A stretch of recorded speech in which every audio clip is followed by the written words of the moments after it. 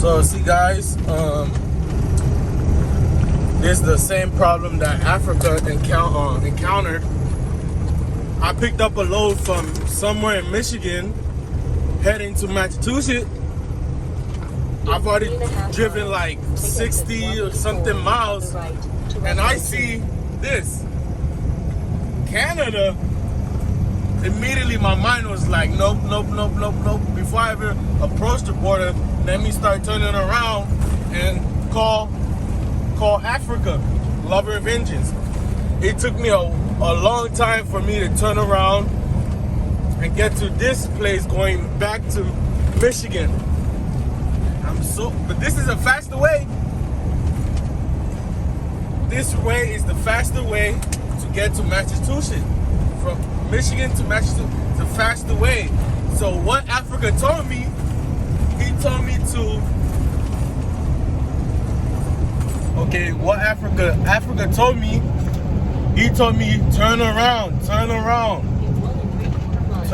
because they're still gonna send you back, and you don't want to be spending 3 to 5 hours on the bridge before they clear you for you to turn back to United States. So I'm so happy I have somebody like Africa to mentor me. If not, I didn't know Africa. It would have been a big problem if I didn't watch his YouTube. It would have been a big problem. Yeah, this is what you like, especially when you're in Michigan. Please, when you guys are in Michigan, I think some other place like New York or somewhere, the GPS is gonna route you to Canada. Because I checked my GPS, it said Canada, then Niagara, then Ottawa, Canada, something like that. I'm like, what? Canada? From Michigan to Canada? First I'm thinking it's just the highway that name. The highway is just like, Canada or something like that. I looked in my GPS information. It said Canada border. I'm like, whoa. Let me start turning back. But I already wasted so much gas. But you know, we all learn from mistakes. Because I drove 60 plus miles down here. I know from the Michigan where I started from to the border, I did 60 plus miles. I stopped at 12 miles close to the border. 12 miles close to the border. And you can see there's construction. So I think, can you see this construction right here? This construction, sorry about my window. When I get my diesel, I'm gonna clean my windshield. So I had to wait. I had to drive for miles just because I couldn't pass, because construction, the road is being constructed. So that's what I'm telling you guys. Probably these truck drivers don't even know, or probably they are going to Canada, probably they don't know. I'm just so happy that I really have a mentor like Africa.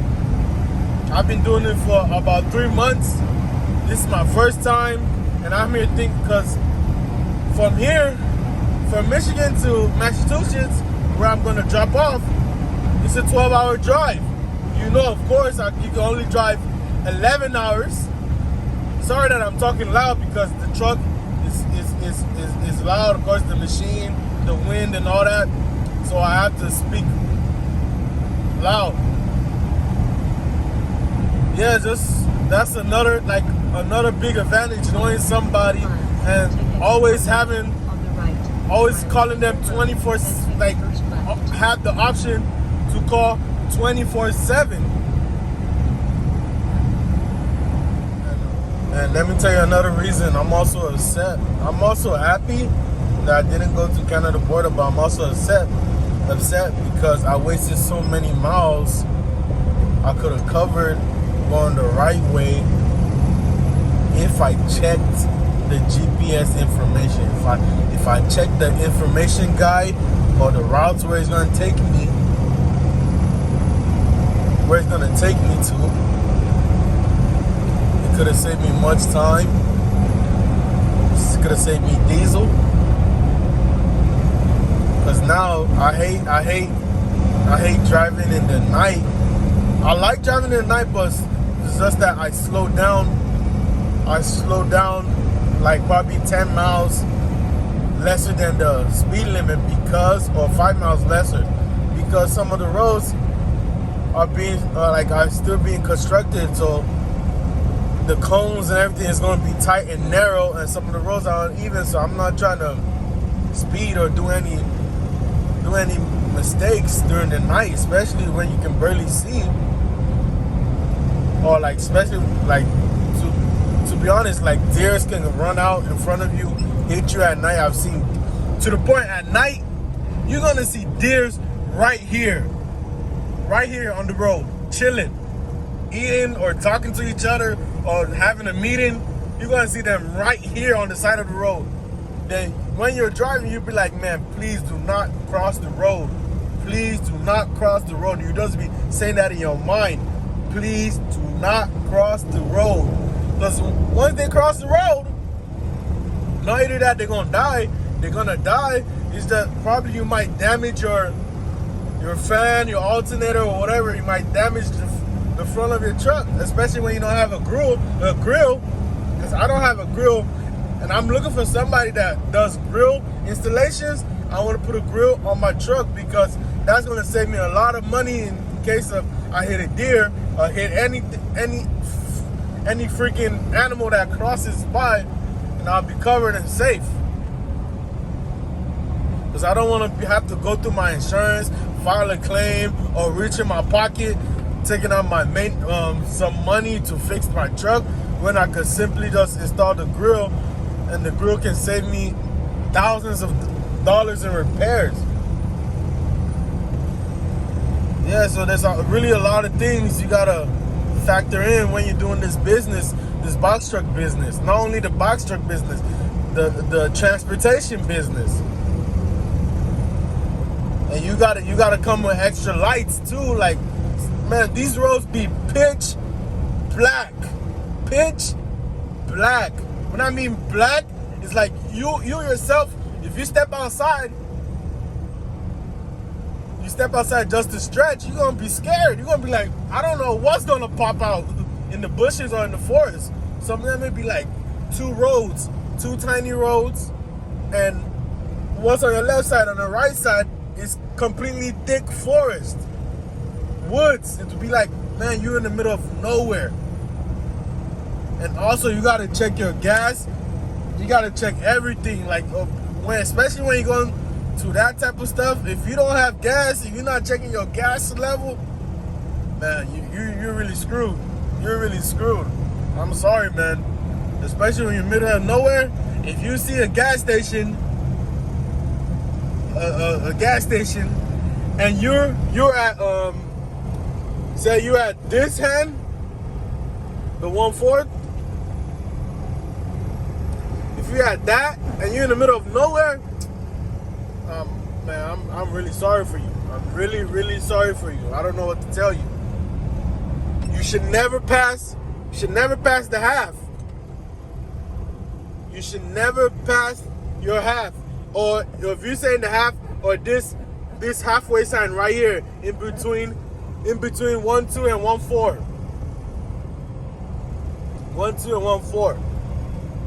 Because trust me, the last thing you want to do is to run out of gas, and the next gas station is 50, 60, 80 miles away.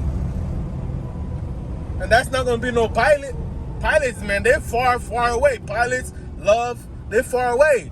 So the closest one that's like 40, 60, 80 miles would be like a mom and pop's fuel station. And who knows if it's going to be open? Who knows if it will be in service? Man, there's a really lot of things. I try not to make videos because it takes time in my editing time, and I'm always on the road, back to back. Like, I haven't posted in a while because I'm on this road. I live on the road, I sleep on the road, I eat on the road, I drive on the road, man, everything, I'm on the road. To the point my body is already used to it. I love being on the road, like seeing roads, seeing different constructions, seeing how freeways are built, seeing the flyovers, seeing different things, see the farmlands, man, it's just, man, it's wonderful, especially on your day, on the long haul, and you have the weekends off, and you close to a major city or the capital, or just a small town, anywhere. Just go take a shower, hop in the Pilot Love shower room, take a shower, go outside, leave your truck, order an Uber, or walk. Sometimes I order Uber, sometimes I walk. Have fun, go to places, interact with people. Especially on the weekend, the first thing I search up on Google is attractions, fun and attraction place near me. And to your surprise, it's gonna be like 4 miles, 5 miles, some of them no more than 15 miles away. Sometimes I take Uber, sometimes I take my truck. If I can't fit in that parking space or the parking lot, I look for a place that like not traffic is coming through. I park it.